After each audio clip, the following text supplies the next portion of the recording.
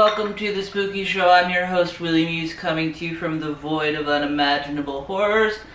And, today my guest is... Jacob Andrews from Drawfee. I wish I knew more people.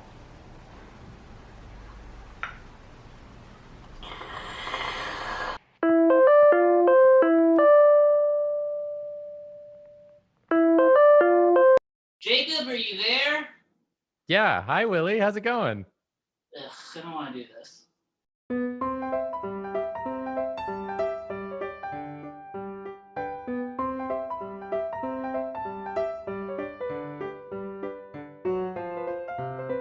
Okay, we're back with Jacob. We had some technical difficulties there, but... Did you hang up on me? I did not hang up on you. I had technical difficulties. I thought I heard you say that you didn't want to do this. That was the computer. That was the computer. Did your computer not talk to you? Mine doesn't typically.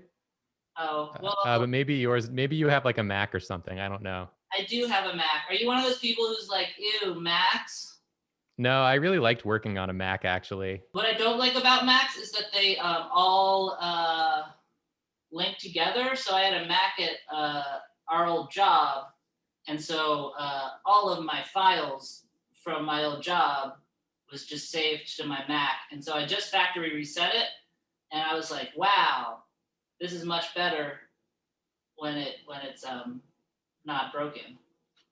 Was it just like too much stuff? Too much stuff on it? Just a lot of screenshots. I think I'm going to talk about this in the last episode. I don't know, because I haven't finished the last episode. I've recorded a lot more than I've edited. Who was on the last episode? Fuck you. I don't remember. Can you reveal it? Can you reveal your insider secrets? No, I cannot. You'll have to watch. Which number am I? Because I came in thinking I was number 2, and I felt pretty cool about that. But now I'm learning for the first time that maybe I'm a much lower number. You're the fifth. The fifth. Somehow I knew it was going to be 5th. But you're also the 6th person I've had on because I had a 2 for 1 episode. This is wildly offensive. Well, why would you just assume that I don't know other people? Well, I just watched the one with Nathan, and I was like, oh, I get to go right after Nathan. Here's the thing. I don't know if you know this, but it's not fun being someone whose like entire identity publicly is from a show that you're not technically on. So I figured I would spread out the Drawfee people a little bit so that... Doodle, stop it!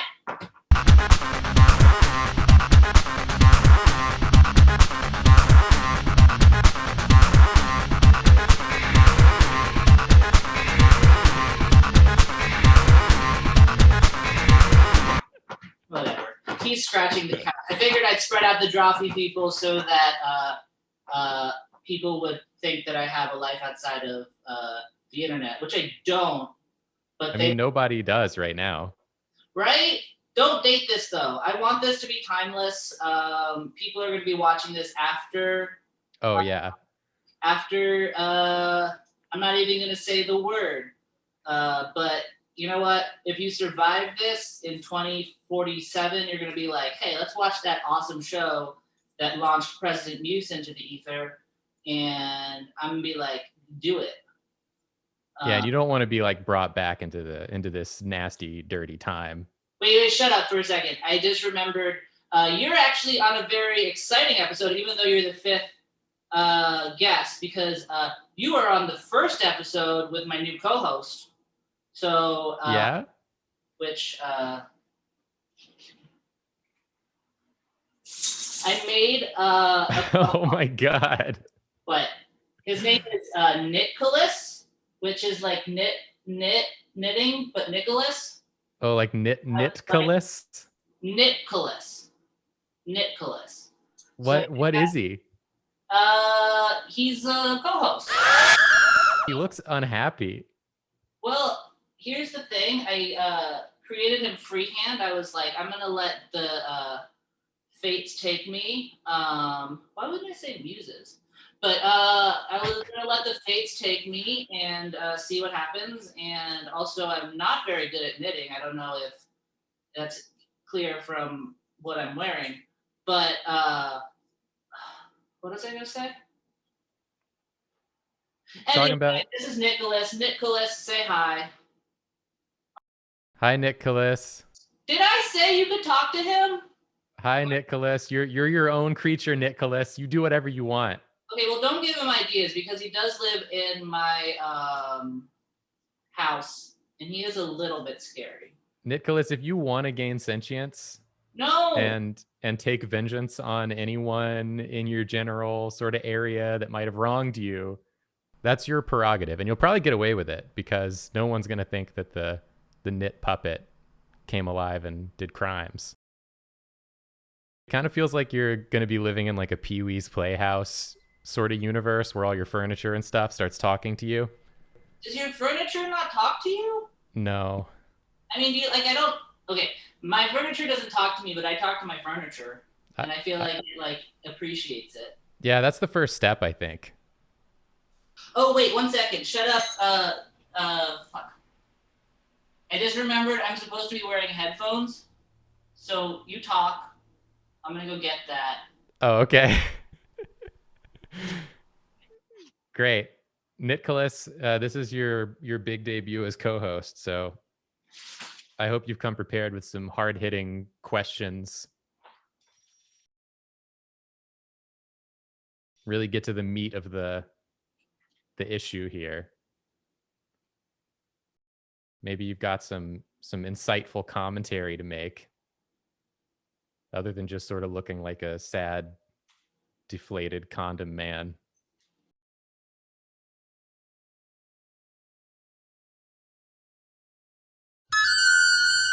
All right, let me see if I can figure out how Bluetooth works on my computer. Shh. Keep talking. Did I say stop talking? You said shh. Well, I said shh to you not talking. Oh, it was a reverse shush. I can keep talking.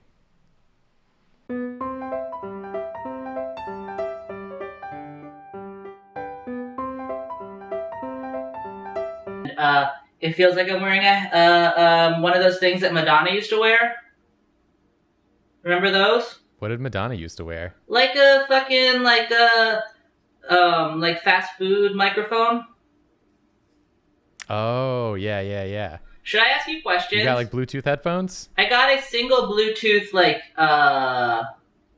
can you not see me? Yeah, I can see you. You're just kind of far away. Oh, yeah, I got like a single Bluetooth earbud. I can't see the details of your ears right now. Yeah, I got like, it's like a, my skin toned earbud thing that was $10. And, I feel like, okay, we can cut this out if it's racist, but, it's, the voice that says it's connected is English with a Chinese accent, which I feel like is when I know that my products are very poorly made and won't last very long, because I usually buy the cheap versions that are not well made and often made in China. I had a little Bluetooth speaker that had like that sort of voice on it too. It sounded like almost exactly like George Takei. Ooh, that's fun. And it was fun until if I left it on and I didn't realize it, and then I was asleep. And then you just have George. All of a sudden, like from my bedroom, I hear low battery. Please recharge. Oh my goodness! And it scared the shit out of me at like 3 a.m. multiple times. Yeah, that'll do it. There's a lot of your computer does talk to you. Ha! I proved it. Damn, you got me. I got you good. This is gotcha journalism. So what is your favorite color? So I used to be a green guy. But lately I've been really in like an orange kind of mood. Weird. I feel like orange doesn't Orange. get its due diligence a lot of the time. It's yeah, I feel like it kind of got a surge in the 90s because of Michelangelo.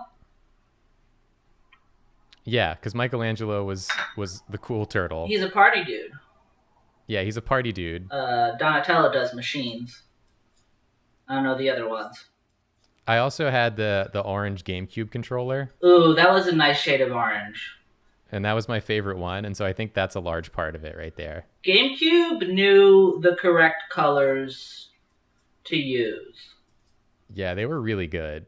It's an aesthetic. It's going to inspire some aesthetics in the future, if there is a future. It inspires me. Does it?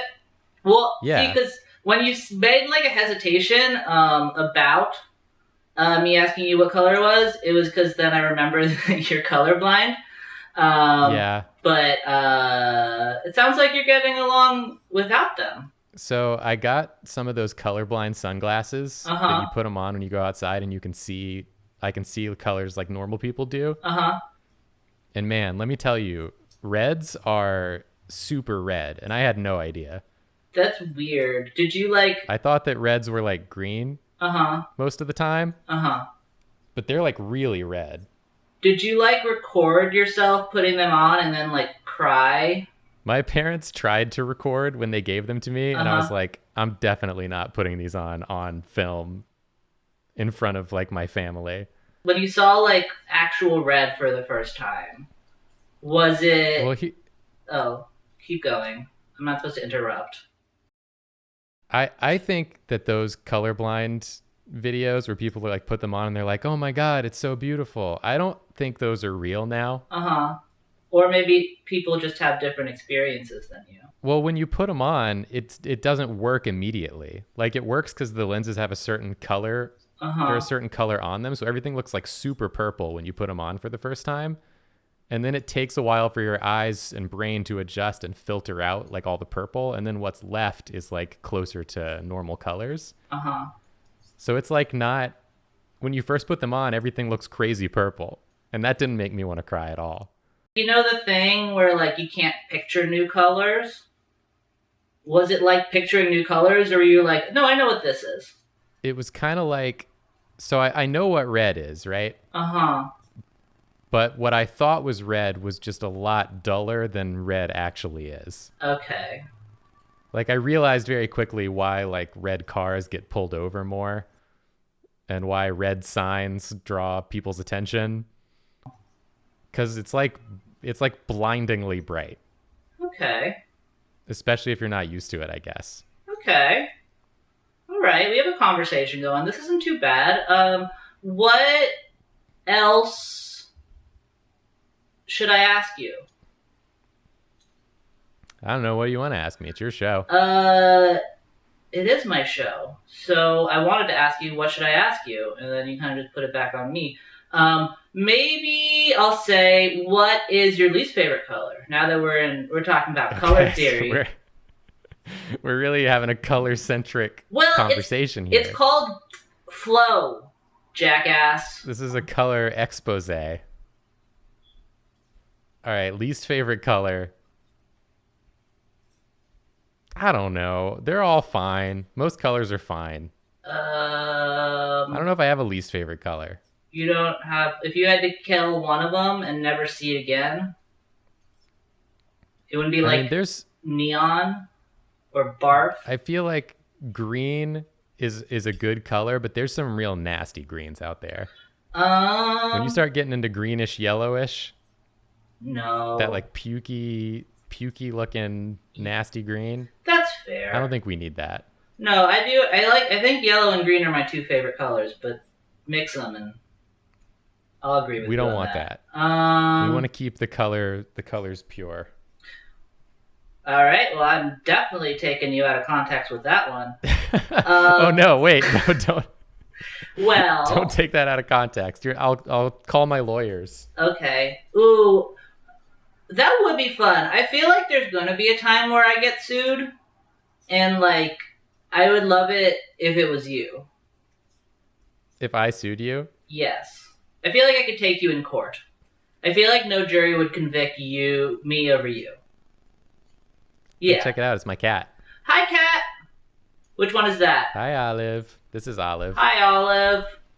She's the one who nearly died because of FIP. What's FIP? It's a cat virus. Feline. It's literally a cat coronavirus. Oh. Doodle has It's not COVID. Yeah, Doodle has coronavirus too.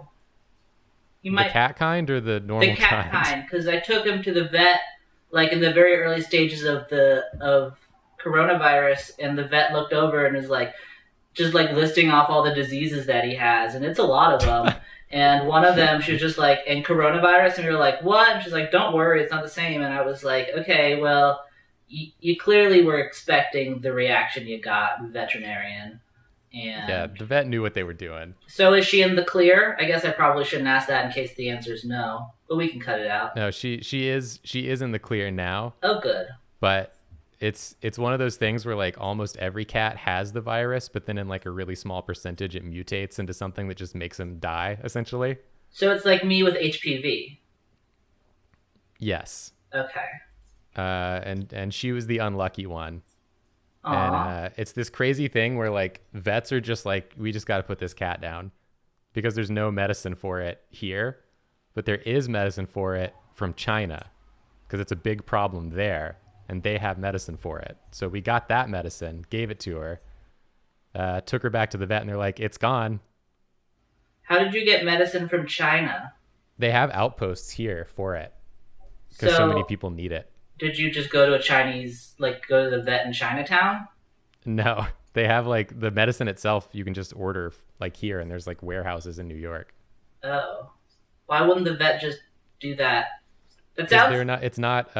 it's not approved. Oh, so It's not FDA approved, so they're not allowed to recommend it. So you Dallas Buyers Clubbed your cat? Yeah. That's fun. And look at her now. Okay, She so walked away. But if she turns into some sort of like horrible monster, we'll know that it was because you used unregulated medicines instead of doing the noble thing of killing your cat for the greater just good. murdering my cat for no reason. Yeah, I did. I went to the vet too, and like I have an old dog, and she just Does faints. she do new tricks?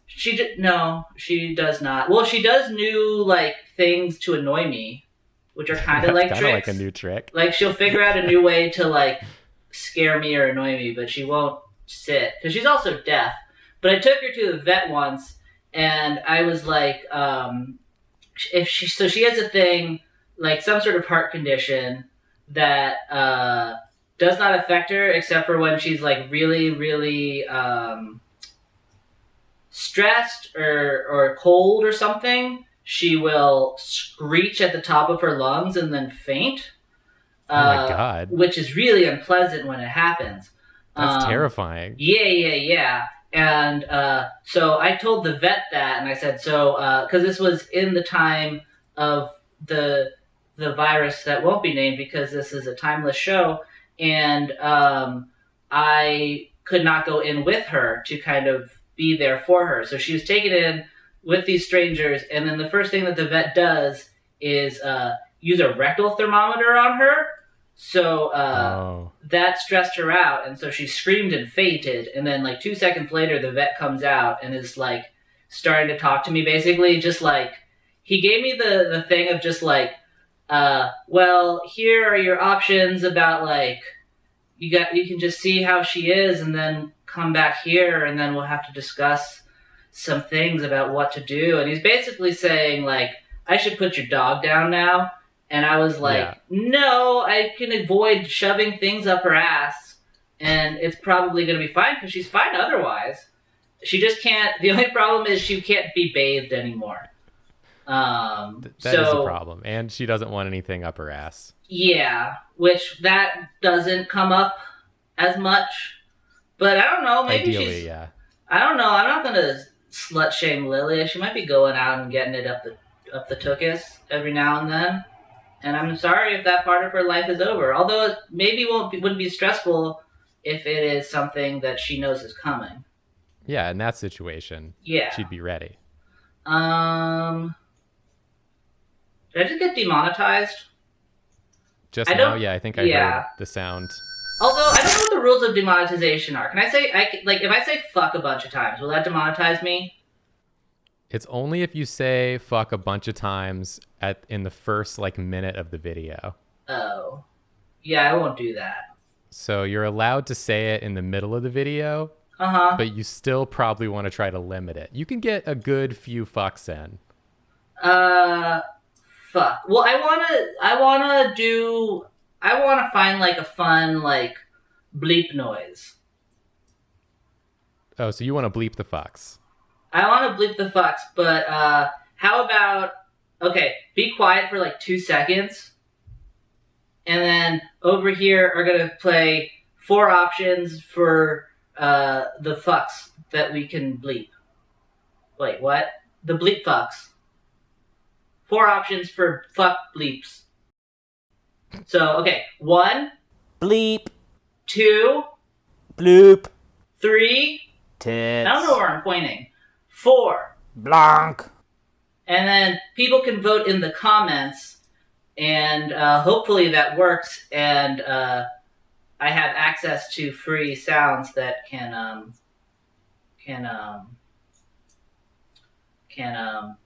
suffice. I like number 3. Well, you're an idiot because I didn't play anything yet, but everyone's gonna say number 3 now, and I don't know. I mean, I think, listen, Uh-huh. it's a democracy. Yes. The people know number 3 is the superior sound. See, I can't do this bit because you could put something vile in for number 3 and then make me sound like a real horrible person. I probably won't do that. I mean, I certainly didn't think about that, but now I probably will. I guess it'll depend on if I can find like a royalty-free version of someone saying "Hail Hitler," and then Yeah, please don't. Please don't. Then we'll figure it out. But okay. See, this is the thing. I don't like.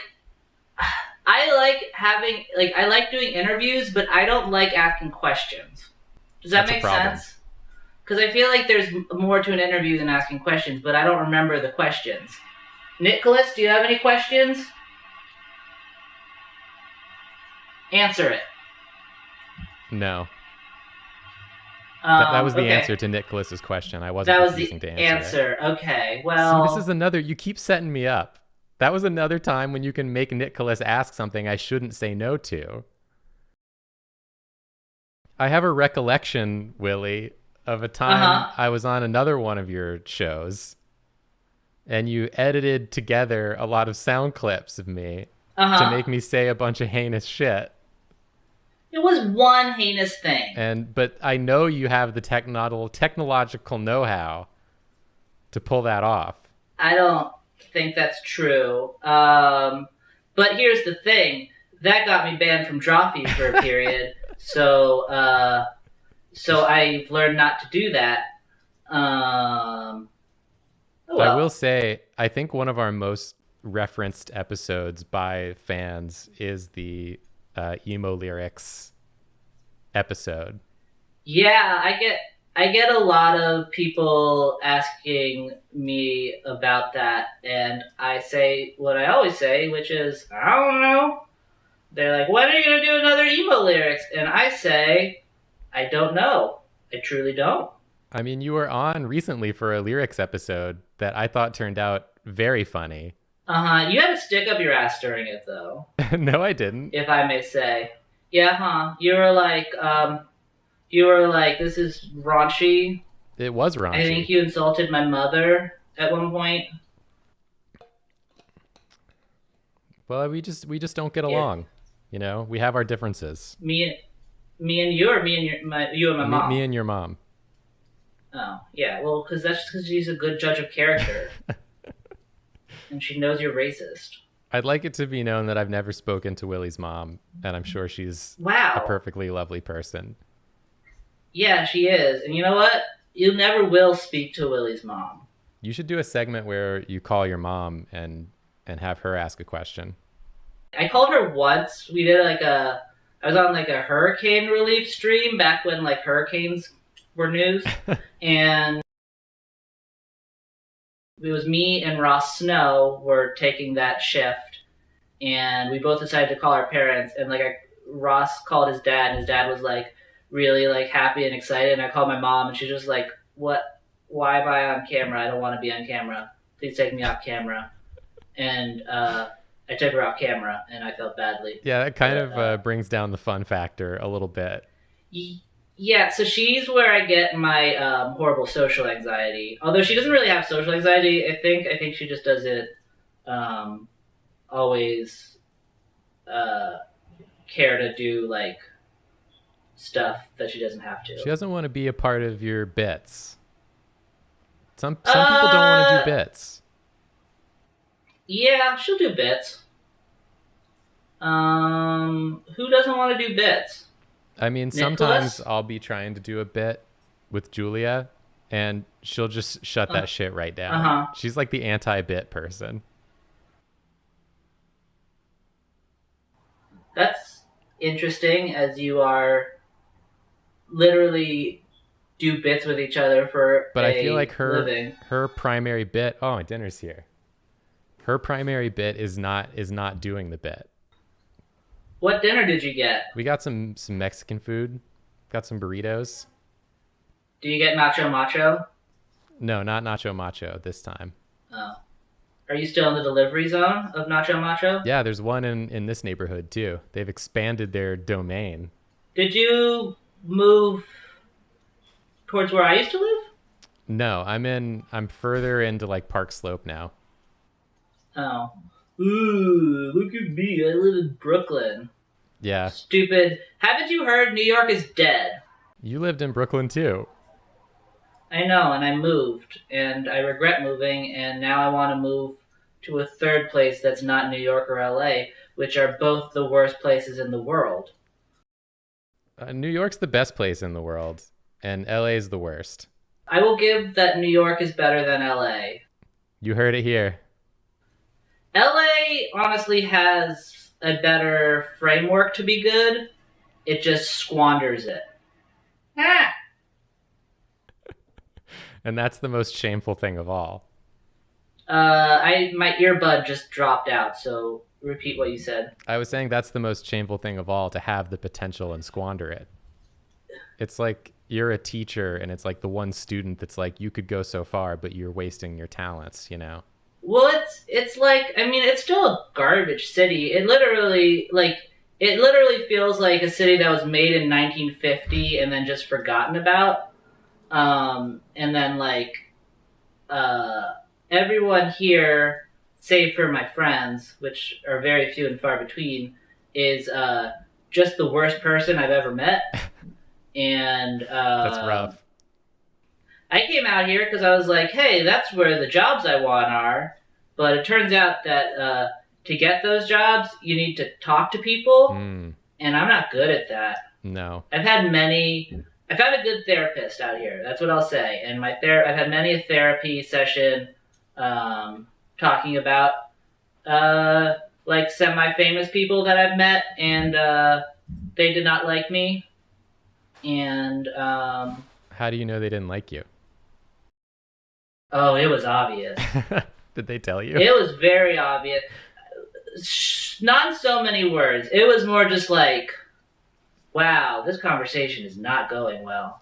Like, it was like one of those, like, it felt like the feeling of being on a bad date, but with a person that, like, you didn't even know that well. Yeah. And, like, I kept trying to be, well, because I think there's been times where I'm like, I'm going to be super social. But here's the thing. When you're not super social, and then you try to be super social, there's a reason you're not super social. Right. So, like, I think I was, like, operating really under not a good look for me. Or I was like, it would be like playing baseball with a basketball. Does that make sense? Yeah. It'd be like playing baseball at all when I'm really bad at baseball. I'm good at baseball. Since when? When's the last time you played baseball? Um, Sixth grade. But you were really crushing it?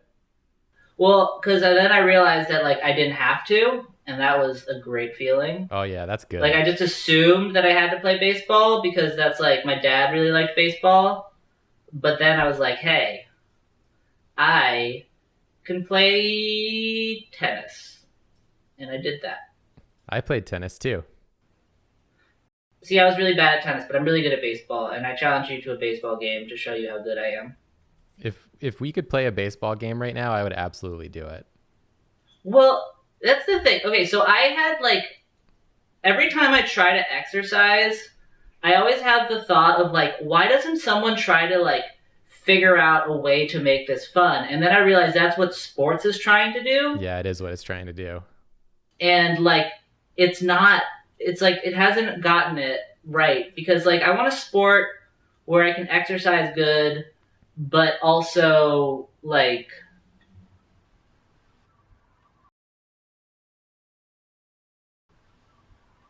enjoy myself. Yeah. I feel like I would love to have like an intramural like tag team as my exercise. That's gotta exist, right? Yeah, but I don't want to meet the people in an intramural tag team. You gotta start your own league. Dude, I don't want to start a league of anything. There's never been a good league of anything. Name one good league. Maybe yours could be the first. Okay, do you know how unbearable an intramural league in Los Angeles, how unbearable the people, because you know it's all just going to be people who are trying to network, and then like I'll meet them and they will realize that I have nothing to offer them, and then they will tune out. Although one time I was at a party, I went to one party since I've been here, and there was a guy, like, it was a party for, like, probably my most, like, famous acquaintance. I don't know how I ended up there, but it was full of a lot of, like, internet, like, personalities. Oh, yeah? And like, I was talking to this one person, and they had the confidence of, like, I think they refer to themselves as an influencer. Oh my God. And then so I was like, imagine. okay. And they were also a Bloomberg supporter, which was just weird. But they were talking to me, and like I could see the like gears turning in their head about like how do I make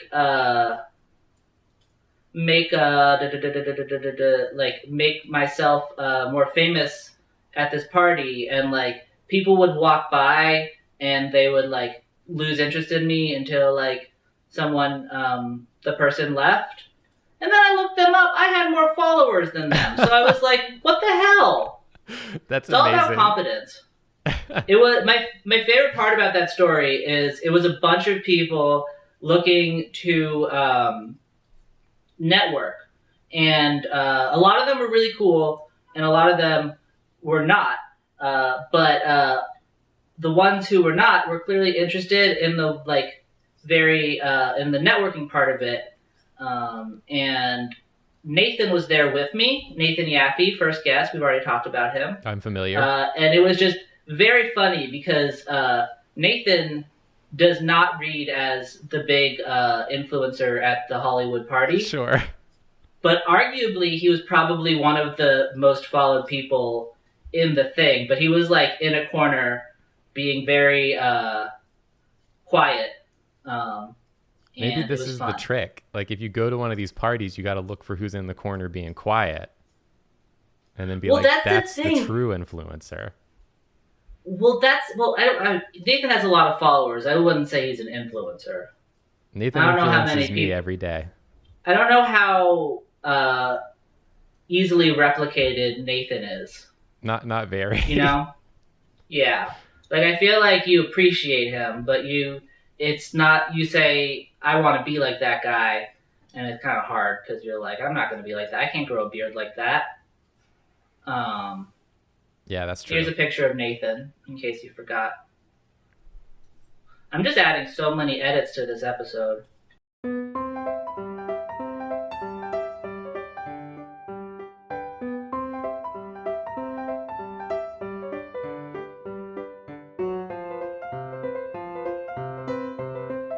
Is this all your cousin has to do all this?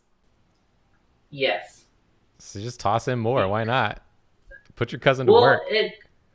because he's doing it very kindly for nothing at this point, as I am, let's say, pre-profit, pre-revenue, as they say on Shark Tank.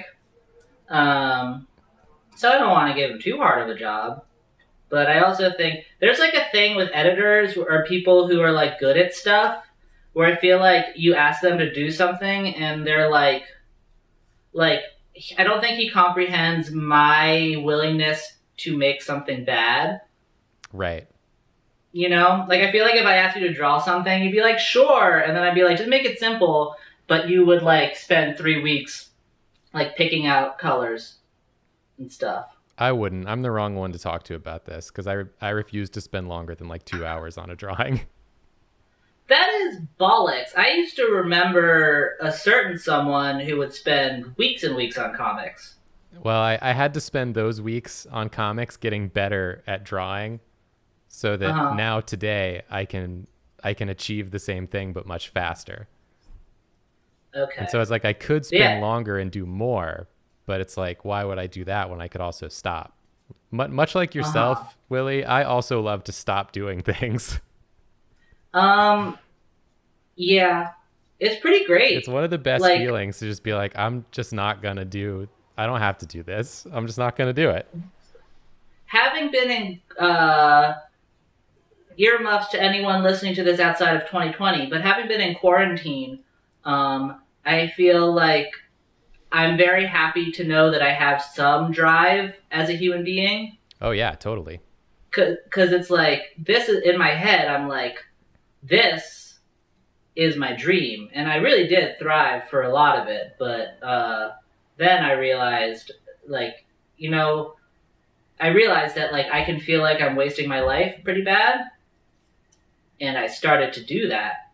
And it was weirdly comforting knowing that I, left to my own devices, would not just sit in a hole. Yeah, I feel like the fact that you're making stuff during this time is a lot more than a lot of people manage to do. Well, yeah, but I have literally nothing else to do. Even still, so, I feel like that makes it harder sometimes. I mean, there is... So I'm supposed to write an article freelance, and the idea of starting that is the most absurd thing to me in the world. And I should do that because it's due very soon. But, like, I think that part of my brain... I feel like I'm making stuff that I literally enjoy, but the idea of, like, pushing through making stuff that, like, is anything but enjoyable is my nightmare. Yeah, no, I get that for sure. What the fuck? I'm getting a call. Not sure Who's calling? My friend. In an hour. You can't hang up on people? Am I still recording? Keep talking while I figure this out. Okay. What time is it? Or Nicholas, you say something. I was asking Nicholas for some hard-hitting questions earlier, and I wasn't What impressed. did he say? I wasn't impressed with what he had to offer. But he's new. You know, it's his first show. Nicholas, do you have anything to say to that? I don't know what he has to say to that. But he just said something really funny. So, politics. What is your favorite part about the Trump presidency? It ending. Oh, this is coming out after the election, so that will be very sad to see if you're sad. Watching this from the future, Trump lost and Biden won, and everyone was super jazzed. And then after Biden's presidency, we got an even better one that people actually liked, and that was even better. And now we live in a utopian society in 2047. Okay. This is getting a little political for my taste, but I will say that I believe Trump will win. And you No, know why? Don't say that. Because I can say it on camera, and then if he does win, then I'll be happy that I correctly predicted it. But if he doesn't win, I'll be happy because he didn't win. So it's a win-win for Willie. Yeah, I was literally thinking about placing like a bet on him to win. Because I feel like that's like a good bet, because I could, like, if he wins, I'll have money. But then I realized that, like, I don't know how to place a bet. I only saw Uncut Gems once, and I did not care for it. Yeah, I also don't know where you go to place a bet. I always imagine there's like you go to like a door and like the dude slides open the little eye hole. Uh-huh. And then you like slide in your money and you say what you're betting on, and then he takes it and closes the little slot, and that's it. You just described the Wizard of Oz. Yeah, I imagine it's like that. I've never Okay. made a bet. I once made a bunch of bets. Oh, I once played the slot machines when I was 7 on a cruise ship.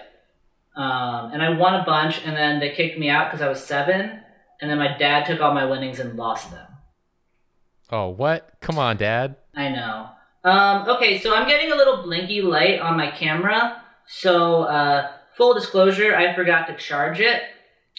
So, let's end it here. And, do you have anything else you want to say? No, thanks for having me. I enjoyed talking to you, Willie. Oh, fuck off. We can do... I still want to play Among Us. That never happened. And I played it for real, and it's actually a fun game. Yeah, we're gonna do that. We're gonna do another try at that soon. So You heard look it out here for the first. DM. Although it'll probably...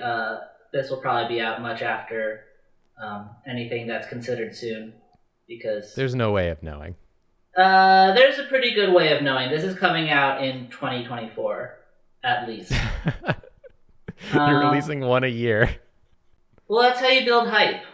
And then it'll be like Boyhood. Every time it'll be different, and people will see how I've aged, and they'll just be like an abusive stepfather at one point. I don't know. I'm gonna hang up now. Talk to you later. Nope, that's not how interviews work. That's how phone calls work. This is kind of a phone call. It is a phone call, but it's an interview. It's a professional interview. I make literally pennies per thousands of views. And so I made like 30 cents on the last video. It's pretty awesome. So this is technically professional. And I'm going to hang up, and you're going to go eat your Mexican food. And Nicholas, do you have anything to say to take us out? Nicholas, you can't say that kind of thing. It's inappropriate.